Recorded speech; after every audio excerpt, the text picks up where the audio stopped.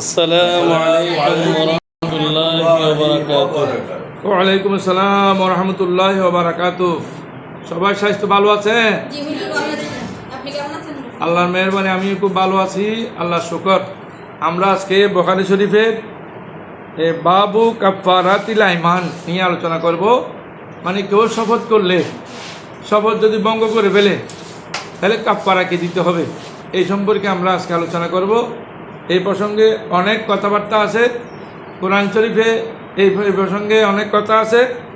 আল্লাহ রাব্বুল আলামিন মেহরবানি করলে আমরা এগুলো নিয়ে আলোচনা করব। তো গুরুত্বপূর্ণ কথা হলো, কেউ যদি শপথ ভঙ্গ করে তাহলে কাফফারা অবশ্যই দিতে হবে। কাফফারা না দিয়ে কোনো উপায় নাই, কাফফারা দিতেই হবে। তো এখন শপথ অনেক সময় ভালো কাজের জন্য করে, অনেক সময় খারাপ কাজের জন্যও করে।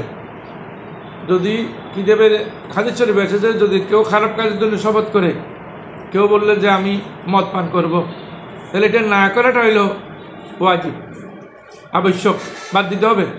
আর কেউ বলে না, ওই মনে করেন কোনো একজন ছাত্রী শপথ করছে যে আমি প্রত্যেক দিন মাদ্রাসায় গিয়ে ক্লাস করব, এটা ভালো জিনিস, এই ধরনের শপথ এটা থাকবে। তাহলে খারাপ জিনিসের শপথ যদি কেউ করে, এটা ভেঙে ফেলা বা এটা কাফফারা দেওয়া, শপথ ভঙ্গ করে কাফফারা দিতে হয়। তো শপথ ভঙ্গের আগে আবার কাফফারা দিলে হবে না, শপথ ভঙ্গ করে আগে দিলে হবে না, পরে দিতে হবে। এই প্রসঙ্গে আউযু বিল্লাহি মিনাশ শাইতানির রাজিম, বিসমিল্লাহির রহমানির রহিম। আল্লাহ রাব্বুল আলামিন বলেন, ওয়া কাফফারাতুহু ইতআমু আশরাতি মাসাকিনা, যে শপথ ভঙ্গের কাফফারা হলো 10 জন মিসকিনকে 2 বেলা খাবার দেওয়া, ভালো করে। মিন আওসাতে মা তুতিমুনা, যে মধ্যম যেভাবে পরিবার পরিজনকে খাওয়ায়।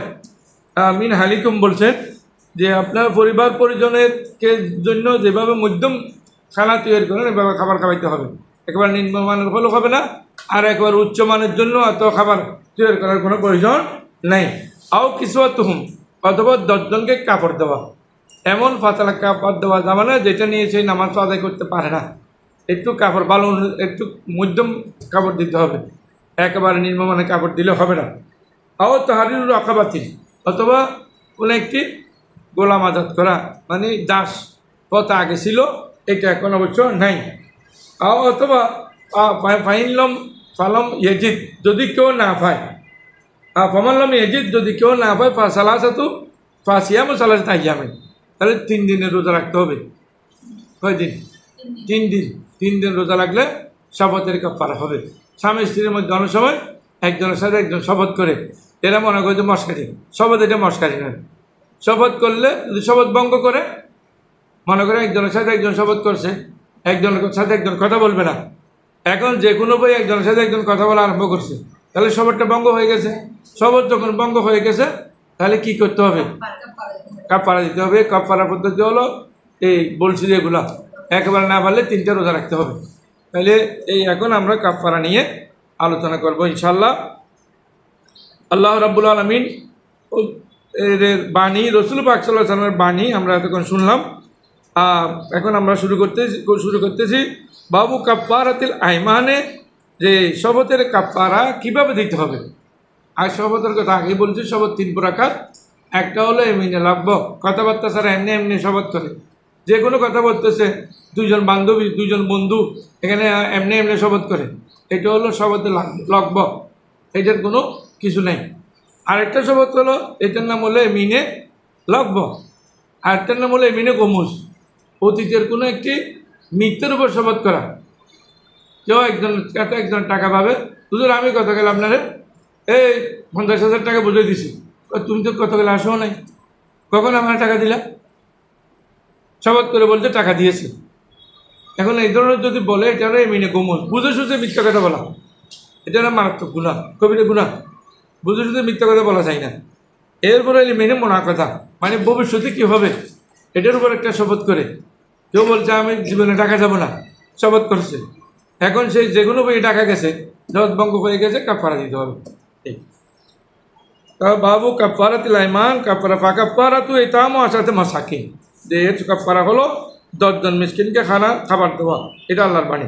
আমার নবী সাল্লাল্লাহু আলাইহি ওয়াসাল্লাম হিনা নাযালাত, যখন এই আয়াতটি নাজিল হলো, তখন পাপি দিয়ে তুমি সিয়ামি, যে শপথের কাপড়া দিতে হবে রোজা দিয়ে অথবা সৎকা দিয়ে অথবা কোরবানি দিয়ে। কোরবানি দিয়ে মালের কোরবানি হতে পারে, হ্যাঁ। আবার এমনি আমরা যে কোরবানি দিই ওই কোরবানি দিয়ে শপথের কাপড়া নেই। মালের কোরবানি, ধন সম্পদের কোরবানি, খাবারের কোরবানি।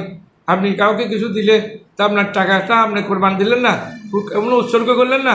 এই ويذكر عن ابن عباس رضي الله عنه وأكرم ما كان في القرآن أو কোরআন শরীফে যেখানে আও আছে তাহলে বলবে ফাসাইবু বিল খিয়ার।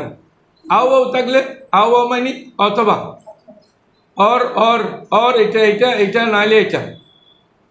ঢাকা और চিটাগাং और রাজশাহী और খুলনা, তাহলে অথবা বললে যে কোনো একটি উনি গ্রহণ করতে পারেন, এইটা বলতেছেন।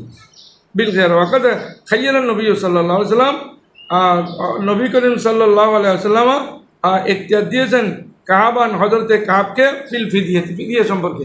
মানে একজনের জন্য যদি বলছেন রাসূল করিম, এটা কিন্তু সবার জন্য প্রযোজ্য। একজনকে সম্বোধন করে বলছেন কোন একটা মাসালা, এটা আমাদের মুসলিম মিল্লাতের জন্য এটা সবার জন্য প্রযোজ্য। তারপর আছে বিহি ক্বালা হাদাসানা আহমদ ইবনে ইউনুস ক্বালা হাদাসানা আবু শাহাব আন ইবনে আন আউলিন আন মুজাহিদিন আন আব্দুর রহমান ইবনে আবি লাইলা আন কাব ইবনে আজরা ক্বালা আতাইতু ইয়ানি নবী সাল্লাল্লাহু আলাইহি ওয়াসাল্লাম। আমি একদিন হযরতে কাব বিন ওজরা বলেন, আমি একদিন রাসূলের দরবারে আসলাম। রাসূল আমাকে বলেন, ওদুনু কিছু কাছে আসো। আমাকে কাছে ডাকলেন, কথা নাও তো, আমি কাছে আসলাম। হ্যাঁ, তা বলতেন বাকালা আইউজিকা হামুকা, যে তোমার হুকুম তোমাকে কষ্ট দেয়। অনেক মা বোনেরা আছেন যাদের মাথায় উকুন ছাড়া কিছু নেই, উকুন জোরে জোরে পড়ে, এত বেশি বৃদ্ধি হয়ে গেছে। তখন উকুন যদি বৃদ্ধি হয় কী করতে হবে? মাথার চুল ফেলে দিতে হবে, একেবারে বেশি হলে যদি না যায় তাহলে মহিলারা তো চুল রাখা ওয়াজিব। এখন চুল ফেলে দিলে কী করবে? চুল ফেলে দিলে অবশ্যই কাফারা দিতে হবে। এই কাফারা কথা বলতেছেন। উল্টো নাম, হ্যাঁ হুজুর আমার মাথা উকুনে ভরপুর হয়ে গেছে। সিয়ামিন আবার সাদাকাতে না নসুকিন, তুমি এই তিনটার থেকে যে কোনো একটা দিয়ে অবশ্যই এটার ফিরিয়ে দিতে হবে। এই জন্য মা বোনদের বেশি হওয়ার কারণ হলো মহিলাদের ওরা মামাতো বোন, খালাতো বোন, চাচাতো বোন, অমুক সেই আত্মীয় স্বজন এখানে গেলে ওদের সাথে থাকতে হয়, বা বাড়িতে আসলে ওখানে থাকতে হয়। কারো কাছে উকুন থাকলে উকুন আবার এর কাছে আছে, এর উকুন এর কাছে যায়, আস্তে আস্তে বৃদ্ধি হয়ে যায়। এই উকুন মারাত্মক, উকুন দিয়ে অনেক সময় মারাত্মক হয়ে যায়। তো আকবরানি ইবনে আউন, হ্যাঁ এখন আমাদের দেশে ফ্যাশনের জন্য বিশেষ করে যে সমস্ত মুসলিম মহিলারা চুল বব কাটিং করে, অর্ধেক রাখে অর্ধেক ফেলে দেয়, এটা কিন্তু গুনাহ। চুল ফেলে দেওয়া মহিলারা গুনাহ। হ্যাঁ, বালেগা হওয়ার পর থেকে, প্রাপ্তবয়স্ক হওয়ার পর থেকে চুল রাখতে হবে। আবার চুলের একটা সৌন্দর্য আছে। হ্যাঁ, আবার অনেকে চুল বের করে রাখে ফ্যাশনের জন্য, একবারে এখানে কাপড় একটা দিয়েছে, পিছনে চুল সব খোলা, এটা গুনাহ। চুল মানুষ দেখা গুনাহ, এটা 17 অন্তর্ভুক্ত। কারণ আইয়ুবা কওয়ালা সিয়াম সালাতা ইয়ামিন ওয়া নুসুকু, রোজার কথা যে বলছে, রোজা হলো কয়টি? তিনটি। রোজা হলো তিনটি। ওয়া নুসুকু সাতুন, আর কোরবানি হলো যে কাফারা দেওয়ার, এটা একটা ছাগল জবাই করে মানুষকে খানা খাওয়ানো বা কোনো গরিব মিসকিনকে দিয়ে দেওয়া। ওল মাসাকিন সিত্তাতুন, আর মিসকিন হলো 6। এখন আমরা আগে কোরআন শরীফে আছে আশরাতু মাসাকিন, আর এখানে বলতে 6, হাদিস শরীফে আছে 6 জন, ওখানে আছে 10 জন। তাহলে 2 হাদিস এবং কোরআন শরীফের মধ্যে দ্বন্দ্ব হয়ে গেল। আসলে প্রকৃতপক্ষে কোনো দ্বন্দ্ব নাই, বাহ্যিক দ্বন্দ্ব দেখা গেলে এটার সমাধান হবে এই যে প্রথমে 6 জন খাওয়াইছে আর পরে আর 7 জন যদি খাবার দিয়ে দেয় হয়ে যাবে, আর কোনো দ্বন্দ্ব রইল না। মোট 10 জন হতে হবে। কোনো যে অন্য জায়গায় আছে তিলকে আশরাতুন কামেলা, পরিপূর্ণ 10 জন হতে হবে।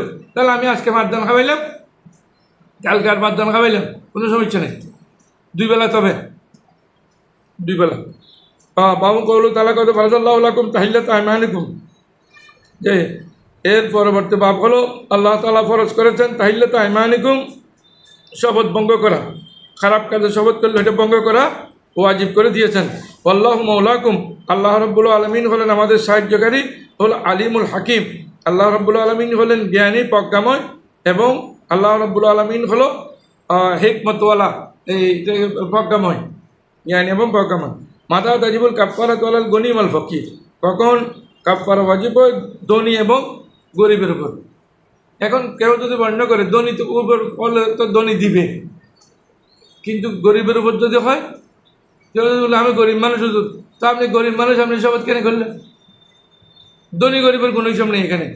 আপনি যদি শপথ করে শপথ ভঙ্গ করেন, অবশ্যই মাসবি আপনি কাফারা দিতে হবে, কোনো ইয়া নেই, গরিব হোক ধনী হোক অথবা গরিব হোক। হ্যাঁ, তো বইটা করতে পারেন। যদি গরিব হয় তাহলে কারো থেকে সাহায্য সহযোগিতা নিয়ে এটা করা যায়, কারো থেকে সহযোগিতা নিয়ে করা যায়। যেমন একটা হাদিসে আমরা দেখছি, একজন অপরাধ করে ফেলছে, গুরুতর একটা অপরাধ করে ফেলছে। তো তো বলতেছেন আল্লাহ রসুল, তুমি এমন করে পারে না, আমার কিছু নেই, আমি এগুলো পারবো না।